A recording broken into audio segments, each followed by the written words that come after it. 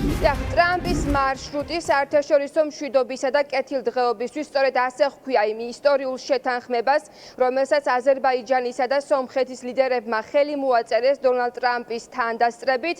თქვენ ისტორიაში შეხვალთ, ასე მიმართა ამერიკის შეერთებული შტატების პრეზიდენტმა დონალდ ტრამპმა ილჰამ ალიევსა და ნიკოლ ფაშინიანს თეთრ სახლში სწორედ ამ სამშვიდობო შეთანხმებაზე ხელმოწერისას, როგორც დონალდ ტრამპისგან, ასევე ორი ქვეყნის ლიდერისგან აღინიშნა, რომ ამ ისტორიული შეთანხმების თანახმად აზერბაიჯანი და სომხეთი შეწყვეტენ ერთმანეთის წინააღმდეგ ბრძოლას, გახსნიან ვაჭრობას, მოგზაურობას და დაამყარებენ დიპლომატიურ ურთიერთობებს, პატივსცემენ ერთმანეთის ტერიტორიულ მთლიანობას და სუვერენიტეტს. ამ შეთანხმებას განსაკუთრებულობას ძენს ის ფაქტიც, რომ შეთანხმების მიმართვის ავტორები არიან თავად სომხეთი და აზერბაიჯანი, რომლებიც 35 წლის განმავლობაში იბრძოდნენ ერთმანეთის წინააღმდეგ და ახლა სწორედ დონალდ ტრამპის დამსახურებით მიაღწიეს მშვიდობას. აღსანიშნავია ისიც, რომ თეთრ სახლში დონალდ ტრამპის ცენტრალური როლის შესახებ არაერთხელ აღნიშნეს ქვეყნის ლიდერებმა და მათ შორის ალიევის ინიციატივაა, რომ ფაშინიანთან ერთად პრეზიდენტი ტრამპი ნობელის პრემიაზეც წარადგინონ. უნდა განიმარტოს თუ რას ნიშნავს ეს შეთანხმება და აქ არაერთხელ აღინიშნა საერთაშორისო მედიაშიც წერია განმარტება თუ კონკრეტულად რა შედეგებს მოიტანს ეს შეთანხმება სომხეთსა და აზერბაიჯანს შორის. აღსანიშნავია, რომ სამხრეთ კავკასიაში შეერთებული შტატების რაიმე ტიპის მონაწილეობას რუსეთი და ირანი ეწინააღმდეგებიან და ეწინააღმდეგებოდნენ. შეთანხმება დიპლომატიური მარცხია შეიძლება ითქვას მოსკოვისთვის, რომელიც 2020 წლის ყარაბაღის მეორე ომის მედიატორი იყო და სურდა განბლოკვის შემდეგ კომუნიკაციებზე კონტროლის დამყარება, თუმცა ახლა რეალობა რა თქმა უნდა იცვლება. და ასევე სადგას აქ საქართველო, რომელიც წლების განმავლობაში ითვლებოდა რეგიონში შეერთებული შტატების მოკავშირედ და თან ხშირად მასპინძლობდა სომხეთ-აზერბაიჯანის სხვადასხვა რანგის მოლაპარაკებებს, თუმცა ამჯერად შორიდან ადევნებს თვალს იმას, რასაც დონალდ ტრამპი ისტორიულ დღეს უწოდებს. დიდი ხანი 35 წლის განმავლობაში ომობდნენ. ახლა კი მეგობრები არიან და მეგობრები იქნებიან. დიდი ხნის განმავლობაში სომხეთსა და აზერბაიჯანს შორის ძვინვარე კონფლიქტი მიმდინარეობდა, რომელმაც ორივე ერს უდიდესი ტანჯვა მოუტანა. ისინი მრავალი წლის განმავლობაში მძიმედ იტანჯებოდნენ. ბევრმა სადა პრობლემის გადაწყვეტა, მათ შორის ევროკავშირმაც, რუსეთმა და მძინარე ჯო ბაიდენმა. არაერთხელ სადეს მშვიდობის მიღწევა, თუმცა უშედეგოდ. ისინი პირობასდებენ, რომ სამუდამოდ შეწყვეტენ ბრძოლას, გახსნიან ვაჭრობას, მოგზაურობას და დაამყარებენ დიპლომატიურ ურთიერთობებს და პატივსცემენ ერთმანეთის ტერიტორიულ მთლიანობას და სუვერენიტეტს. მე ბევრი დრო გავატარე ამ ორ კაცთან ერთად და ვფიქრობ, რომ ისინი შესანიშნავ ურთიერთობას ჩამოაყალიბებენ. ვფიქრობ, თქვენ ორს შესანიშნავი ურთიერთობა გექნებათ. ამაში ეჭვი არ მეპარება. და თუ ასე არ მოხდა, დამირეკეთ და მე ყველაფერს გამოვასწორებ.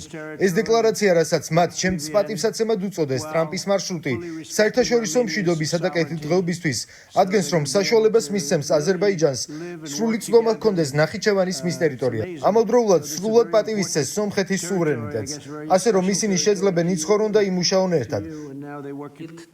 დღეს ჩვენ მივაღწიეთ მნიშვნელოვან ეტაპს სომხეთისა და აზერბაიჯანის ურთიერთობებში. საფუძველს ვუყრით უკეთეს ისტორიას, ვიდრე წარსულში ჰქონდა. ეს გარღვევა შეუძლებელი იქნებოდა პრეზიდენტ დონალდ ტრამპის პირადი ჩართულობის გარეშე.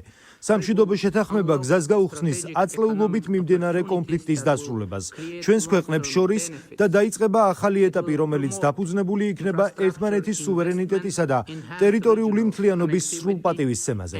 დეკლარაციის ხელმოწერით იწყება მშვიდობის, კეთილდღეობის, უსაფრთხოებისა და ეკონომიკური თანამშრომლობის ეტაპი სამხრეთ კავკასიაში.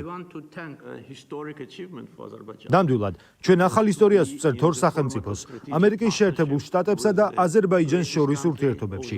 ჩვენ სტრატეგიული პარტნიორობისაკენ გზას ვიწყებთ. სტრატეგიული პარტნიორობის შესახებ ქარტია რამდენიმე თვეში შემუშავდება და ის იქნება ისტორიული მიღწევა აზერბაიჯანისთვის, რადგან მსოფლიოში ყველაზე ძლევამოსილ ქვეყანასთან სტრატეგიული პარტნიორობა შესანიშნავი შესაძლებლობაა. ასევე ეს არის დიდი პასუხისმგებლობაც. ეს სტრატეგიული პარტნიორობის ფორმატი მრავალ სფეროს მოიცავს. ერთობლივი ინვესტიციები, ვაჭრობა, ენერგეტიკა, დაკავშირებადობა, ტრანზიტი, ხელოვნური ინტელექტი, თავდაცვა, რეალიზაცია, ტერორიზმთან ბრძოლა.